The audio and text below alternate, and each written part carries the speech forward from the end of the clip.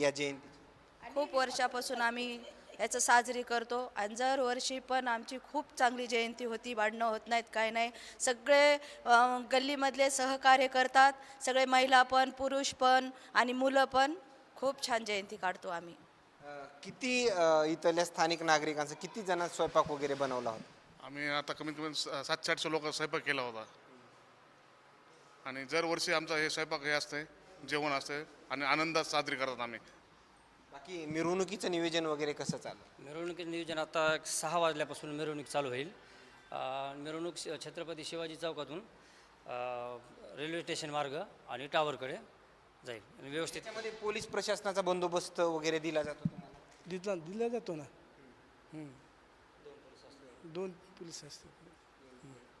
बाकी खरं तर स्वयंसेवक म्हणून ज्यावेळेस मिरवणूक निघते कशी काळजी घ्यावी लागते प्रमुख तुमच्या समितीवरल्या